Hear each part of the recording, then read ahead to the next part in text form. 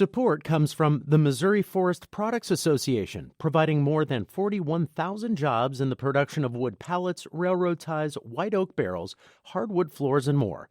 Details at choosewood.com.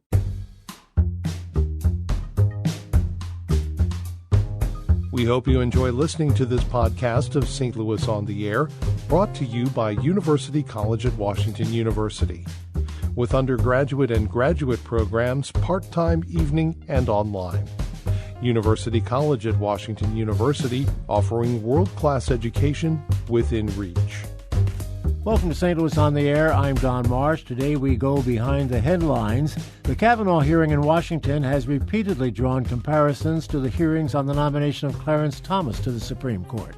He was accused by a former female co-worker, Anita Hill, of sexual harassment.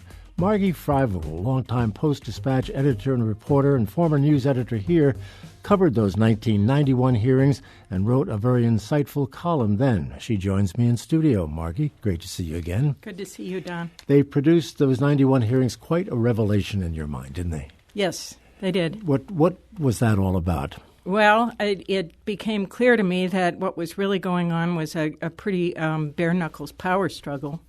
And some of the way that power operates in our society became more obviously visible than it usually is. Yeah, you're going to read a short excerpt from your column. I think that will detail what we're going to be talking about. So go ahead and read that if you Okay, would. I'll read the beginning of the column here. Good.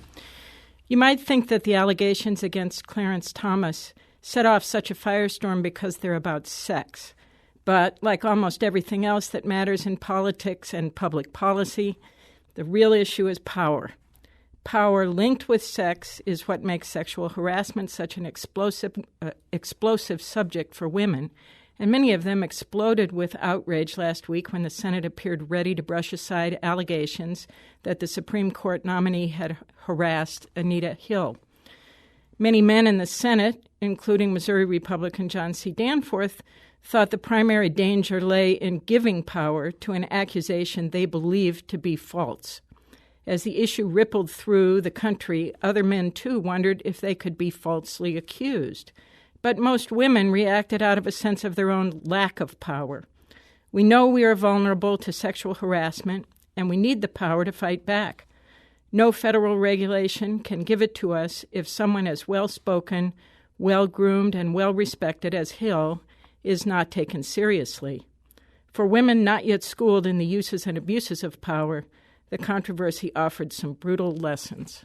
And, of course, all through this Me Too movement of the last many months, that's been borne out again and again, that the victims have always been victims of very powerful men. Yes, yeah, that's true.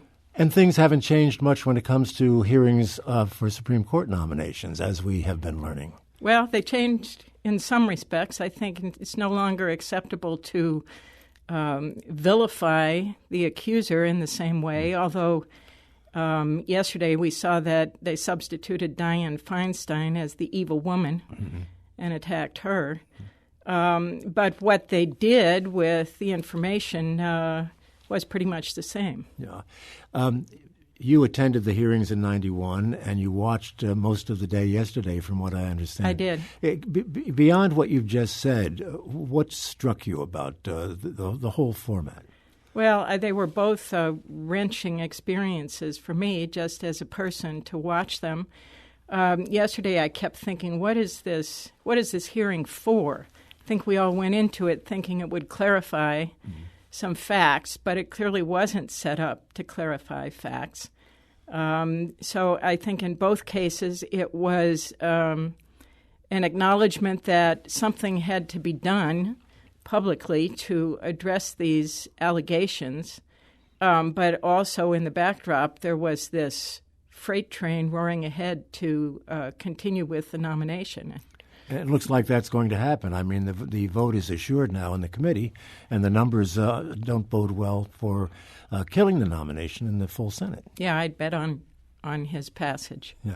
Another part of yesterday's events was the fact that Dr. Ford, apparently performed very, very well during the morning. Everyone said she was just a terrific witness. But before the day was over, she was no longer the victim. He was. Yes. Yeah. What do you Yes. make of that? I mean, that's just more of the same. I saw a cartoon that said, we believe you, we just don't care. And I don't think that's exactly right. I think it's, we believe you, we care, but we're going to do what we're doing anyway. Yeah. The FBI probably not going to be called in, even though most of the morning today, from what I could see, as the committee met once again, the Democrats were asking for the FBI investigation. And that's just not going to happen. I don't think it's going to happen. And there was talk of the uncertainty about what happened, but the logical next step would be to have someone try to investigate. But that's not going to happen. And with Judge Kavanaugh, going back in his record and the way that he was involved in the case, I'm just drawing a blank now. In the Ken Starr investigation yes. with the whole Monica Lewinsky thing.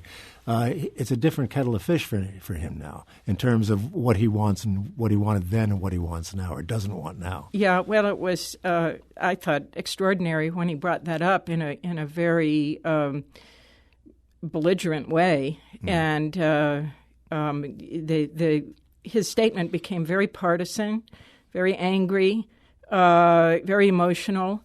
I did not expect any of those things from someone who's trying to establish his judicial temperament, but I think he was speaking to a different audience. I think a lot of people will be speculating as to what this is going to do to the women's vote in the midterm elections. I think so, and oddly, I think whoever loses on the confirmation is going to be energized in November much more than the side that wins. Yeah.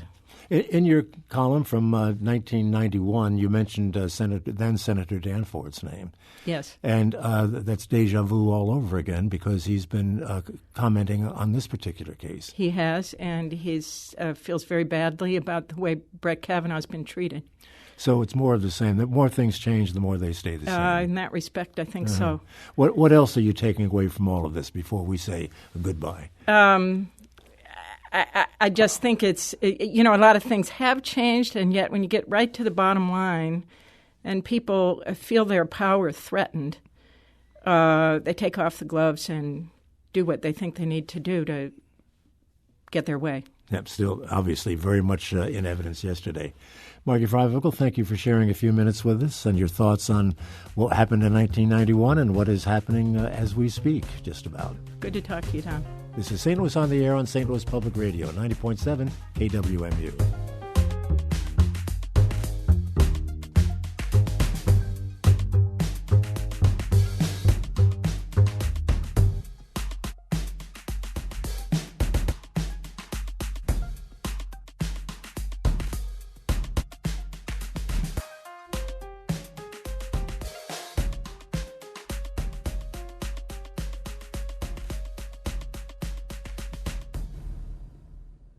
Support comes from the Missouri Forest Products Association, providing more than 41,000 jobs in the production of wood pallets, railroad ties, white oak barrels, hardwood floors, and more. Details at choosewood.com.